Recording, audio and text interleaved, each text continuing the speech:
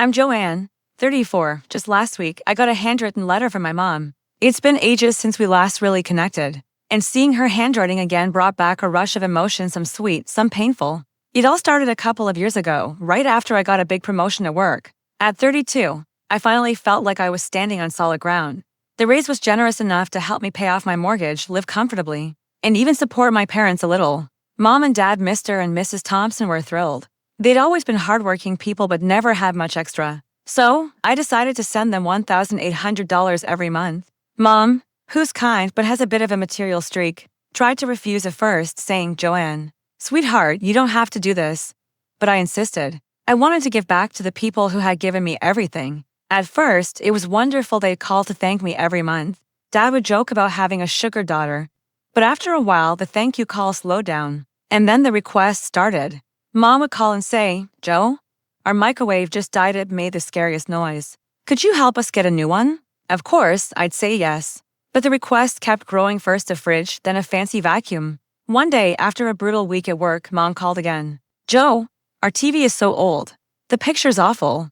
A new smart TV would be perfect." I sighed and said, "Mom, I love helping you, but we need to ease up on all the shopping." The silence that followed was so heavy it hurt. Then she said, coldly, "Well, I wouldn't want to burden you." After that, everything changed. Our usual Sunday dinner stopped and they started ignoring my invites. Thankfully, my younger sister Lily, who's 25, stayed in touch. She had just married her longtime boyfriend, Ryan, in a beautiful wedding I helped pay for. During those months, Lily was my only link to our parents. She'd tell me, "Mom and Dad are acting like you committed a crime just because you wouldn't buy them a TV." As Thanksgiving got closer, I decided to make peace.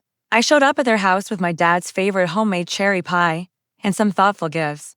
The air was tense at first, but slowly we started to relax. Then Dad dropped a bombshell. "We've been thinking about a family trip to Italy early next year," he said. Mom chimed in, "It would be perfect right after Christmas. We've been planning it for a while." Lily and Ryan were all for it. Despite everything, the idea of a family trip sounded nice, so I agreed. I took 2 weeks off work, started planning, and even bought my mom a silk scarf she'd always wanted and Dad a fancy new fishing rod. When Christmas Eve came, I arrived at their beautifully decorated house with gifts in hand. For a moment, it felt like old times. But after we exchanged presents, I realized something was off. All I got was a pair of gloves and a gift card to a store I barely go to. Then Mom looked at me and said, "Joanne, we found this amazing Italy trip deal, but it's more expensive than we expected. Maybe you could cover the extra costs." I froze. "Wait, are you seriously asking me to pay for the whole family's trip?" I asked. They tried to play it off, saying it was a family thing and that I should just contribute. When I said no and explained that I couldn't afford it, Mom lost her temper. "You're so selfish after everything we've done for you." She snapped. Dad just nodded silently, and Lily and Ryan sat there, saying nothing. Their silence stung more than the words. I left that night angry and heartbroken. A few days later, I canceled the monthly payments I'd been sending and booked myself a solo trip to Bali. That trip changed everything. I met new people, learned how to surf, and rediscovered a sense of peace I didn't know I'd lost. When I came back, I threw myself into work, joined a painting class, and reconnected with old friends. Months later, Mom called out of the blue. Her voice was shaky, desperate. "Joanne, we need you. Please come." When I got to their house, I could tell right away things were bad. The place looked run down and Dad's car was gone. That's when they told me Lily and Ryan had gambled away all their money in Italy. Ryan had a gambling problem and Lily had known but kept it from everyone. Now they were deep in debt and begging for help. Mom pleaded, "Joe, we're retired. We can't pay the bank. You have to help us." I was livid. "You called me selfish for not paying for that trip. Now you want my help," I said. They tried to defend themselves, but I wouldn't budge. I told them they needed to deal with the consequences of their own choices.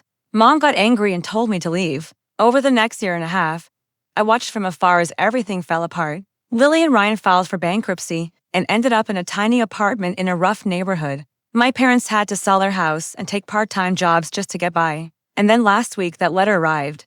Mom wrote, "We were wrong. We took advantage of your kindness and forgot what really matters. We've lost you." Reading it brought tears to my eyes, but also a strange sense of peace.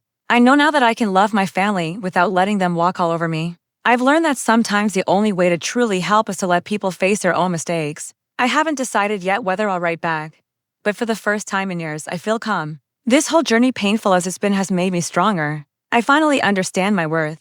I've learned to set boundaries and protect my peace, no matter who it's with.